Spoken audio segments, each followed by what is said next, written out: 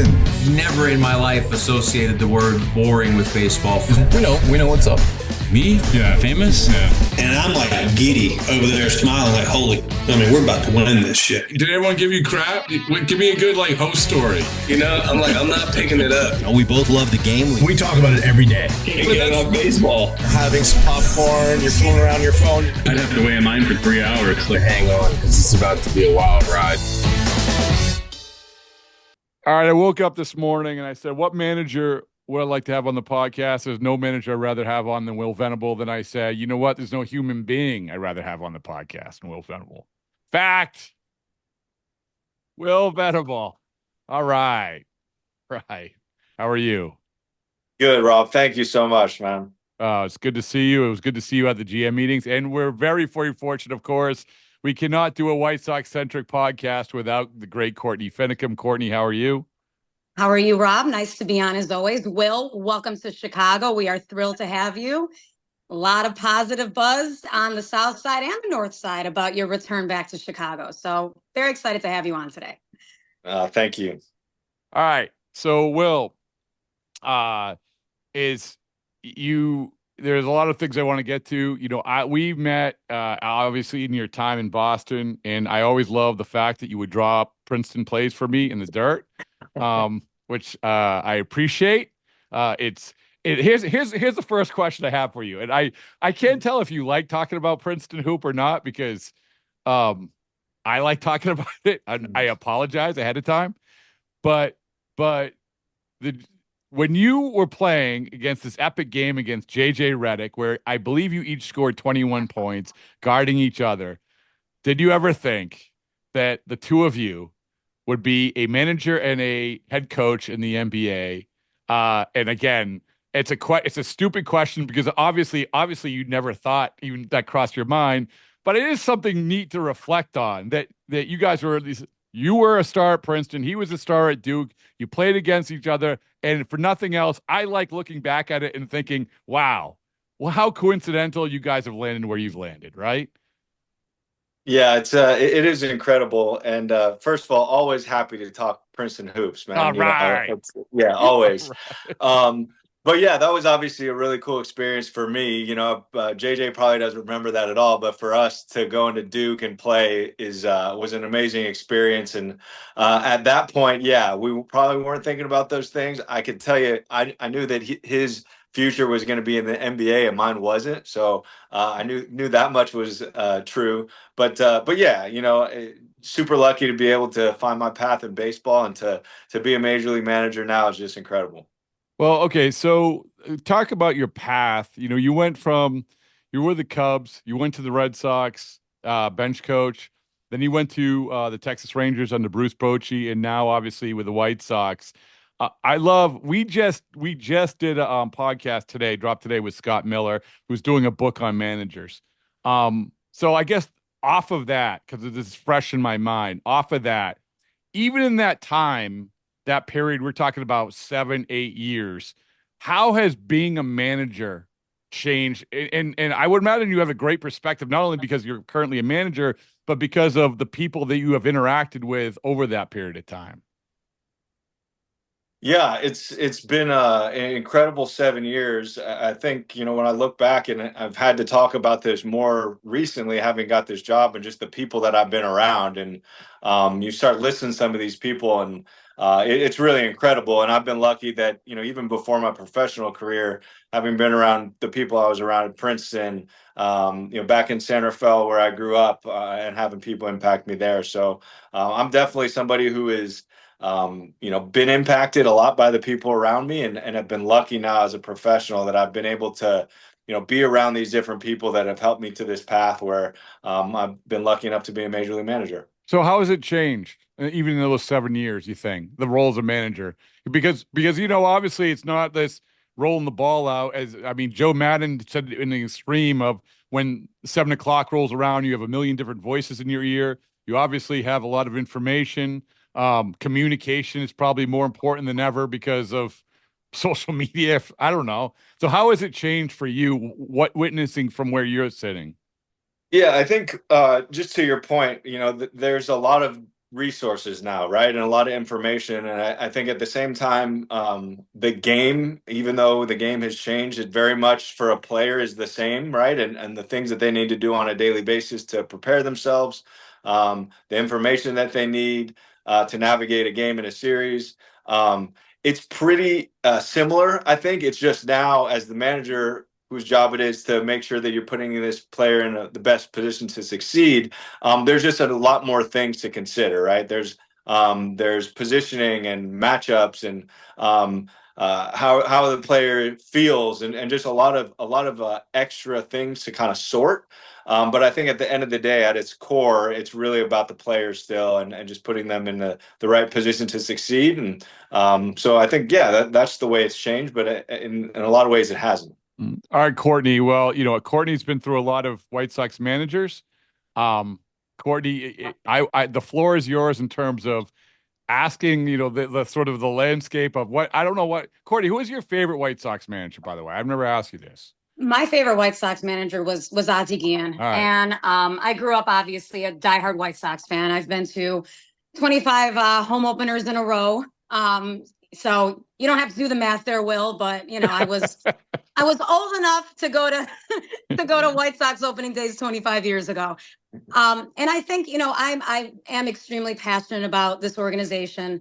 And when I see and hear about your background, I get very excited because you do come from not only just a baseball tree with your father, but, you've worked under guys like Theo Epstein and Bruce Bochy and Joe Madden. You have that successful tree.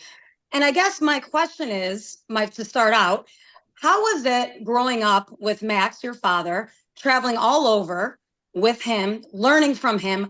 How did he influence you now to become a manager, to become a baseball player in your formative years?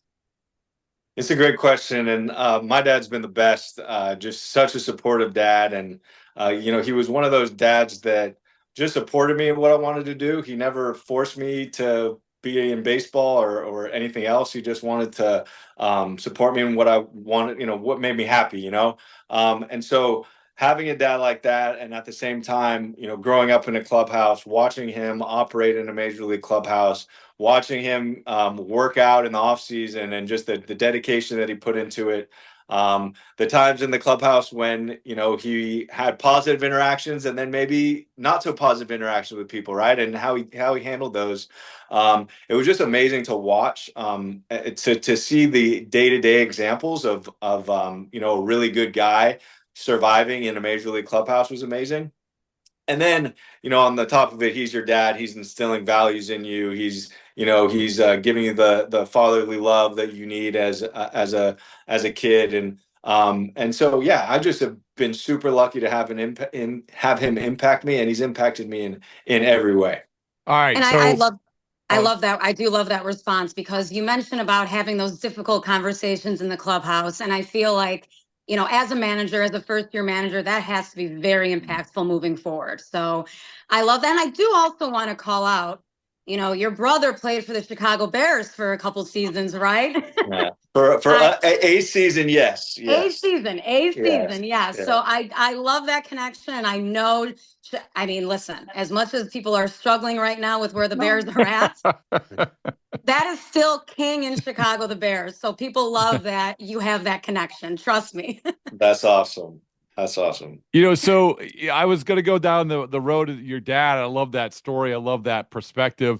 And like Courtney said, Courtney's been to how many with your dad? How many opening days with your dad? 25 home openers in a row with your dad. My dad. With your with dad. my dad. Wow. Yep. Yeah. And Will, like this is I love this sort of the first time you remember walking into a ballpark, right? The green is never greener, the white's never whiter. And I would imagine for you, obviously you had been doing it so much with your dad, but give me a moment like that sticks, where maybe it's just watching your dad do something or being around I'm sorry, like I'm a sucker for those sort of things, because that's what I feel like baseball's about. Those moments where you walk in or you see something and that sticks forever. Yeah, there's a couple of them. I remember, my dad was not a power guy. did not hit a ton of home runs, but I can remember being in Angel Stadium and him hitting a grand slam. I swear I can remember like exactly what I was wearing and where the ball hit and just where I was sitting. I mean, I feel like I was there yesterday, and that was a really cool moment for me. And probably though, like the best like father-son moment that I could come up with, and I don't want to be selfish and make this about me, but he tapped me on the shoulder when I was in AAA. He's the hitting coach there, and he tapped me on the shoulder and brought me into the manager's office to tell me that I got called up. And that for me was like maybe the all-time memory for of my, not just like being a young person, but like my kind of baseball journey. To have him there for that moment was as good as it gets.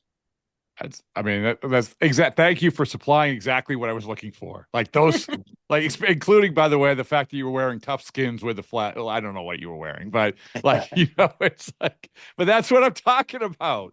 That's what I'm talking about. Sometimes we remember, just like Courtney, what were you wearing that for 25 years ago? I can see it perfectly as well. I was wearing a Sox, like old school starter jacket. You remember the old school starter jackets, right? The 90s starter jacket. I had that on. I had a little black White Sox hat on. I can see it like it was yesterday. I gave my age, 12-year-old me sitting there freezing, and it will be cold on opening day. I know you know this, Will. But I can see it perfectly.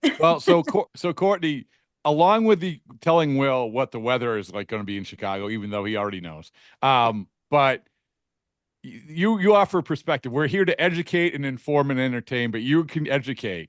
Like Will, you've done a lot of media, you've done a lot of interviews and everything else, but this is going to come from somebody who is in the belly of the beast, the Chicago White Sox fandom. Courtney, what can you sort of give Will, like sort of the perspective of the diehard guttural feeling of White Sox? And I know, like, okay, they lost a lot of games. Like, we get that. But from the White Sox fan point of view, what is the feeling right now? I always start off by saying when I describe White Sox fans is, this is a chartered franchise, right? This is an organization, a team that has been in the city of Chicago for many, many, many years. I mean, I go back to my grandmother writing letters to Bill Melton, there is a lot of history here.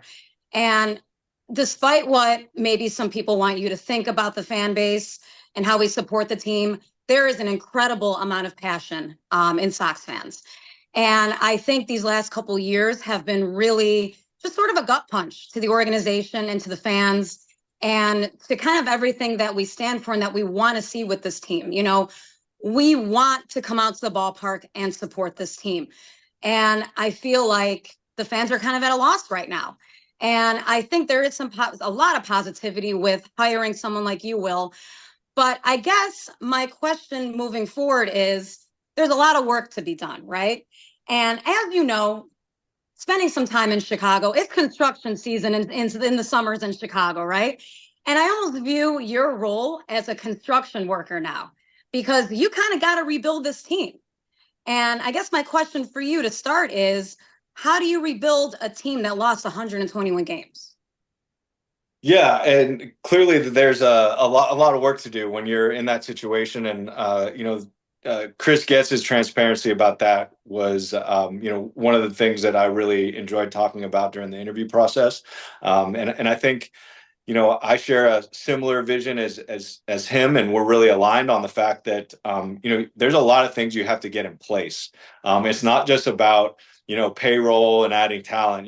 There's nowadays there's just so many things that go along with major league clubhouse operations and being successful. Certainly there's the cultural components with the type of people that you bring into the building. Really excited about that, where some really good players and clubhouse guys are in place. Some really good coaches are in place, some really good support staff, some analysts. I mean, some really good things going on. Going to continue to grow in that area. And you have to have like really good information too, right? And I think that's something that we'll continue to work on. And it's not just the information that you bring into a game. It's the information that you choose to give feedback to your staff and your players on, right? And making sure it's not just well calculated, but it's the right types of things. And so we're going to go in and roll up our sleeves and just look at those kind of things and make sure that they're all speaking to each other, making sure that we have all our kind of internal systems built out. And then Getsy's going to go do his thing and get us players and talent. So that's kind of how I'm looking at it. Now, in each phase of the game, we know that there's going to be specific things that we're going to press on and work on, but that's kind of how I view it. It's about the people, it's about the systems and the processes, and then from there we have our foundation. We can continue to add talent. So you look at, obviously the talent, as John Gibbons said, from Frank Howard, the team with the biggest cannons usually wins. So I mean, sometimes that happens, right? When you have Ohtani, Freeman, and Betts, it doesn't hurt. So you're building the talent there, but there is also the under the hood element that you were just talking about.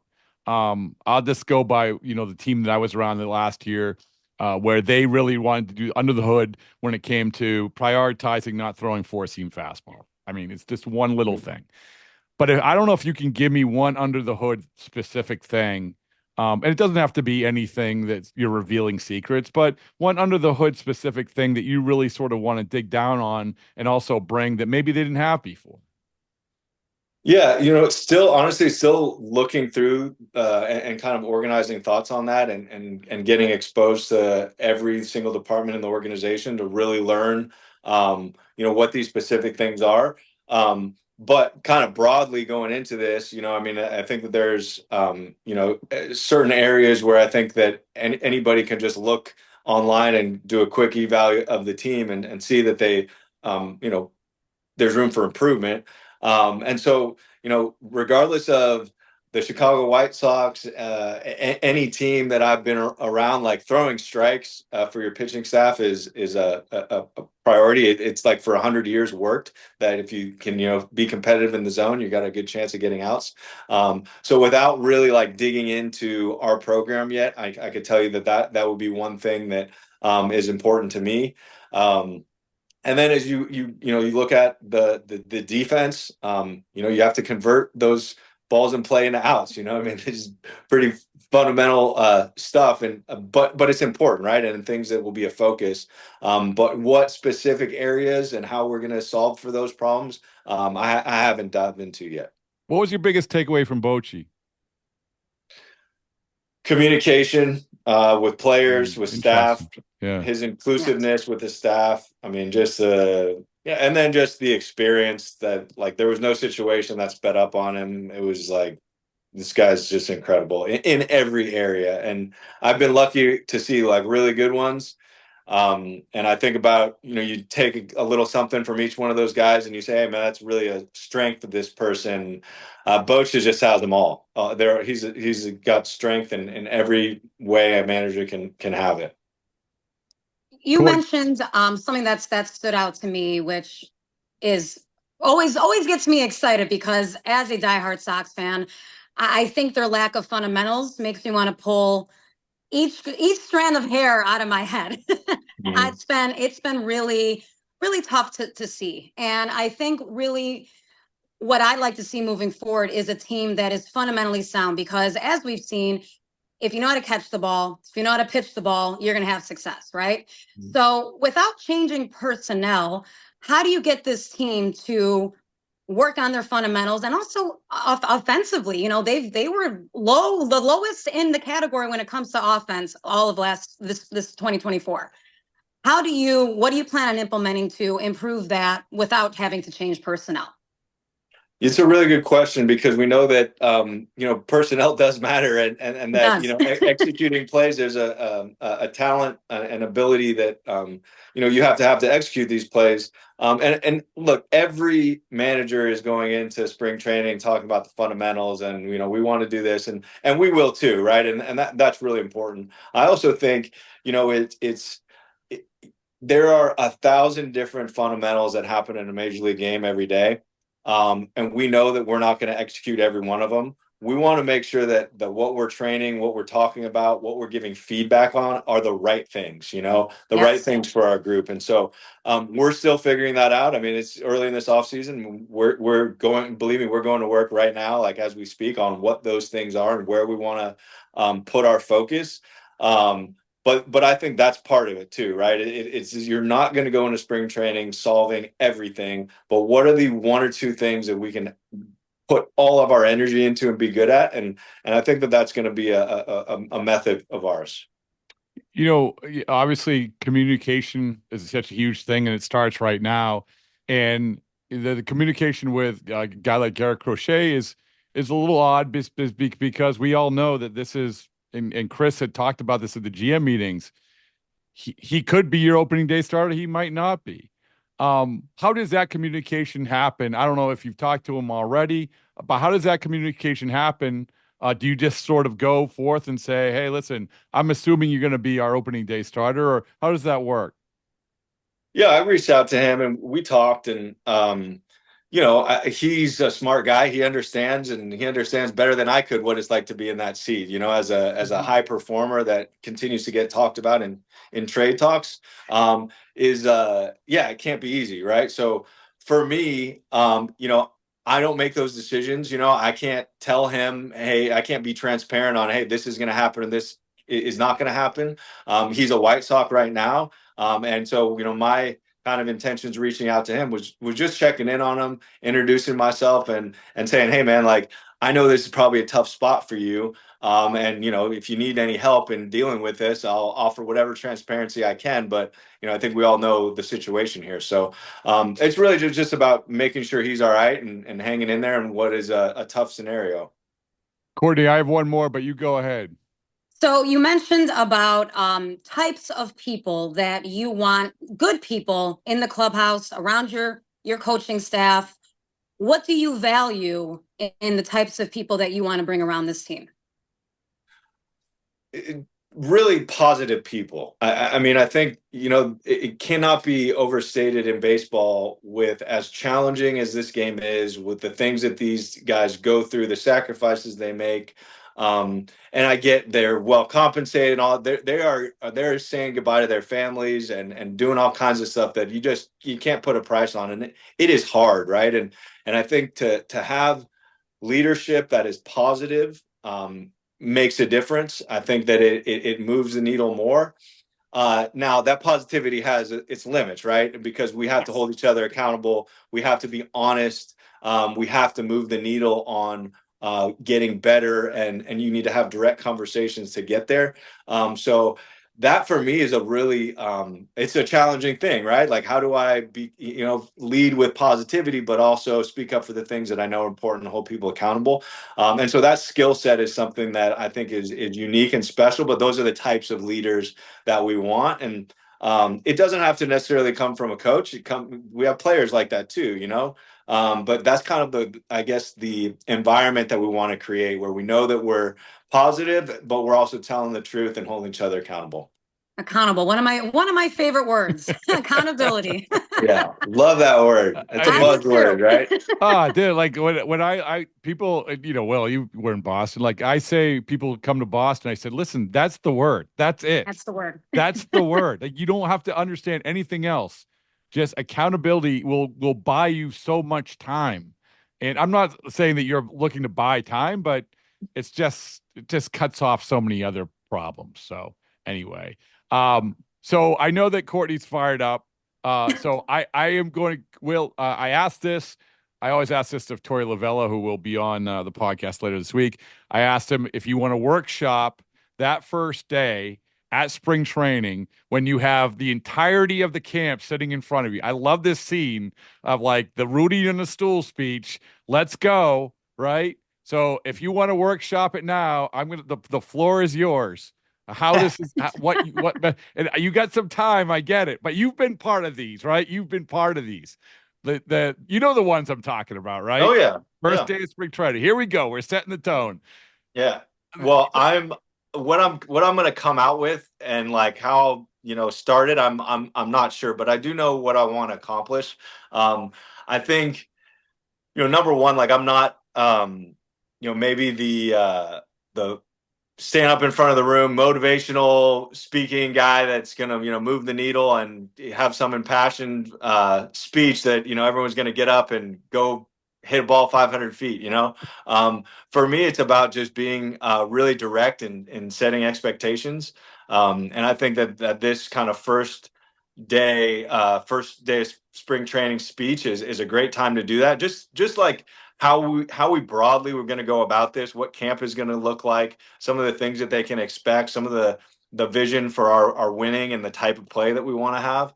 And then just how we're going to go about doing it, and maybe what some of these drills will look like. And in any case, that's how I envision it going, more than my best rah speech. We're gonna hit them high. We're gonna hit them low. No. Yeah. I don't know. There needs to be some of that in there. Yeah, just throw a little. I tell you what, Lavello's was like, and he actually said he's like, let them buy their teams. I love that. So there you go. Again, you can work on that. But hey, listen, Will, we all appreciate you so much. We appreciate you jumping on, and look forward to talking with you more in the coming months. But we couldn't be happy for you. And it's going to be good times. So we really appreciate you coming on. Thank you guys so much for having me, and can't wait to connect down the road too. Appreciate that, Will.